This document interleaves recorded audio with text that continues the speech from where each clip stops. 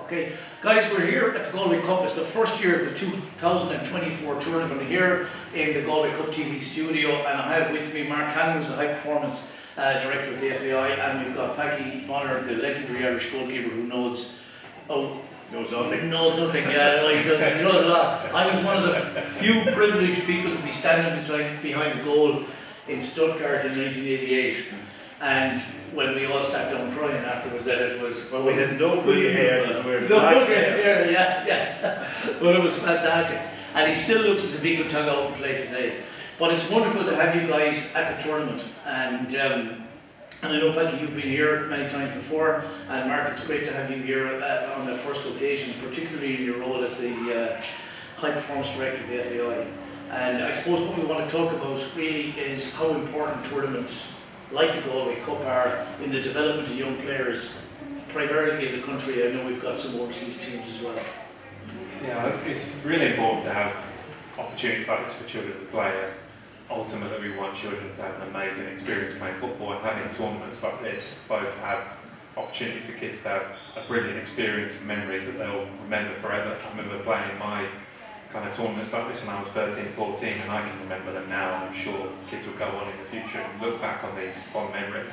And then it also provides a great opportunity for them to develop as footballers, because they're playing against good players from other parts of the country, also the international opposition, which is amazing for their development as a footballer, as well as them just having an amazing experience. So really important to have these tournaments and opportunities for children. And it gives them, Packie, a chance to live in the bubble, as it were, for a week, and it gives the coaches a chance to work with them and see how they perform under those circumstances. Yeah, and I think that's a proper way to try to help young players develop. It's not always about saying they've got to be great technically or tactically, but learning how to be in a team, being away in competition, playing against other types of teams that maybe they would never come up against again. All of these things are part of it. And as Marc says, we all remember those days ourselves as young players. I got into the Donegal youth team as a young man when I was 16 years old, and from that I went on to the Irish youth team, and the huge difference going from Donegal playing a local club to going into a team of good players, by the way, Donegal League, good players, then young players, and then get into an Irish team where you were taking on European competition, but you were also in among the dubs and all of those guys, and learning how to just handle yourself. Yeah. So all of that, and then of course the good coaching and training and all that comes with it. Yeah, you mentioned getting into the Donegal youth team, and I had reliving a very uncomfortable experience I had when I was with the Galway District League youth team, and we played against you guys up in Musley, if you remember, years ago, before you went to Celtic. 1977 probably. Probably around then. Yeah. And he performed that day in goal for the Donegal team like he performed in Stuttgart. And it was, we were very upset. I think Con McLaughlin might have got a couple of goals, and Dennis was playing. And they were great experiences. It was. I loved it, and it gives you a taste of something that you never had. And you feel, the other thing, it builds your confidence, because you feel, I can actually perform at this level, I can go and do something, and these kids here today will be saying, well, I played against maybe a team from Dublin, or a team from another part of the country, or a team from abroad. And we did okay against them, and it just builds your confidence and that mentality, along with then, as I say, the technical and tactical stuff that will be developed as you go on. But it's good fun. You've got to keep it fun, and that's what I love coming down here also. Listen, the volunteers have done a remarkable job here, Marc. I was here probably when I was a technical director many a time, and I've seen the facilities being developed, and what they've done in this club is incredible, and the pitches are second to none. The surfaces are really good for players. Players expect things now. Well, that's the thing. They expect that young players also expect good facilities. And that's right, because then it kind of pushes us other places to try and make sure that they'll have something that we never had.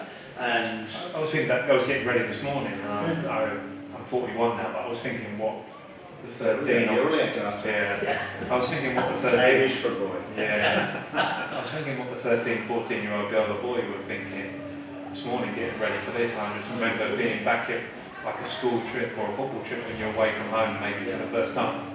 And it's amazing, exciting. I'm sure they all felt like that, and they'll have, by the end of the week, it'll be an amazing experience, and they'll look back in years and think that was an amazing time. Yeah, and as you were saying, that it gives them this opportunity. They're playing sort of like representative football, so it's a way, by and large, for most of them are not club sides. They're district league teams or something like that. So it feeds in well with the FAI's talent identification and that. And I know Niall Harrison is here looking at guys all week, and he's with the academy development side as well. And that over the years has proved important to see guys you wouldn't always see and get them up for squad sessions. Yeah, so we want to try and keep as many children involved in the pathway for as long as possible, because you never know when children develop. There'll be some that it's really obvious, they're a really good player and they go all the way through the pathway and it's like, that makes sense, but there's always a handful of players that you never would have expected that come out and surprise you. And having tournaments like this, you'll always find a player or spots potential in a player that maybe you hadn't seen before, or a fresh set of eyes. One of our coaches looks differently towards a player that maybe someone else. So these are really important to give those children. Yeah, the big difference I see down here too, also the involvement of girls over the years, is an incredible rise of the girls' game, the women's game in our country, all over Europe actually, in the world. And when I come down here and I see young girls, and I don't think that was really the case when I came here maybe first. It wasn't part of it, but now you see that equal opportunity, and they're out there playing, and they're playing absolutely as if the boys played in the past. They're wanting to get into that Irish international team somewhere. Now they may never get there, but that is a dream. And when you see the international team doing well, they've been France there recently, that's a real motivation for these young girls. In 3 or 4 years' time, they're knocking on the door if they're good enough. But the most important thing is to play and enjoy it, and they're all out there doing it. Yeah, I think it's fascinating. We start them off here at 6 or 5, and the girls team, and they're just learning the game in those 5 to 10 before they start playing in teams type of thing. And we're very lucky that one of the guys who played all his underage football with Salt Hill was Rory Ginty, who ended up at Crystal Palace, and he has a girl that was about 11 or 12, and he came back coaching those kids, and he was brilliant. And that's the sort of, and he thinks about the game and all that, which is brilliant. The other interesting thing for me was I was talking to some of the guys over in the office there, and some of your sponsors, and I wouldn't name the sponsor, but they played here as young boys, and now they are the ones that's running the businesses. They're putting money back into the club because they've seen the benefit for themselves as young people. And they didn't go on to maybe become footballers or at a very top level, but they were developing a different way, and they're young.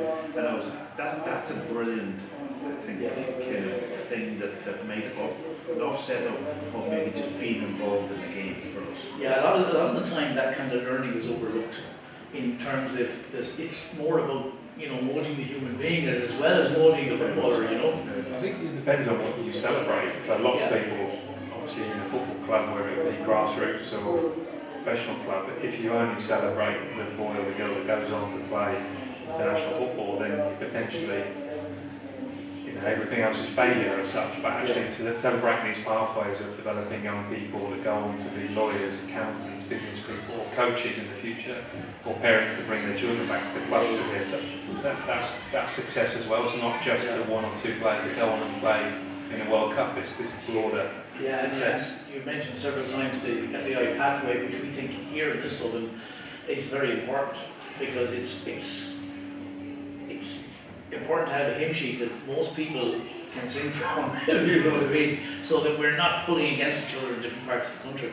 And I think that's really important. Now, change is difficult at times, but I think it's important. No, I think the description of the pathway has to be very clear also. It's not just about any player getting to become an international player or getting into Ireland.